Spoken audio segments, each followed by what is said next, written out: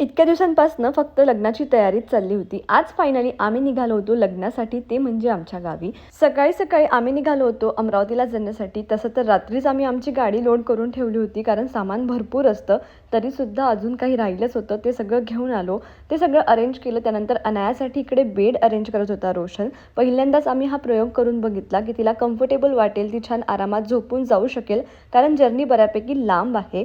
पण तसं काही झालं नाही। तिने सुरुवातीला तर एन्जॉय केलं, पण मागे बसून आम्हा दोघींनाही काही बरं वाटत नव्हतं। थोडासा जीव मळकत होता। अनाला दोनदा वॉमिटिंग पण झाली। तर आम्ही केलेला सगळा प्लॅन फ्लॉप झाला। काही कम्फर्टेबल वाटलं नाही आम्हाला आणि आम्ही फायनली समोरच बसून आलो।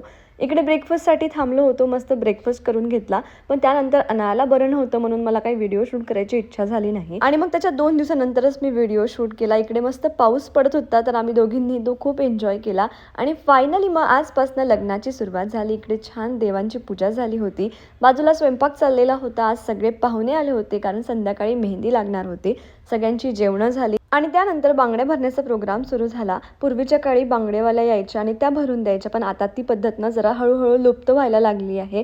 सगळे अशा प्रकारे घरीच घेऊन येतात आणि आपल्या आपल्या बांगड्या स्वतःच भरतात। सो तुमच्याकडे अजूनही कसं होतं, ते पूर्वीच्या पद्धतीनेच होतं की असं तुम्ही पण करता, हे मला कमेंटमध्ये नक्की सांगा। आणि त्यानंतर मग आम्ही झालो मेहंदीसाठी रेडी। ते मी तुमच्याशी पुढच्या ब्लॉगमध्ये शेअर करणार आहे, तर तो बघायला विसरू नका। Bye bye.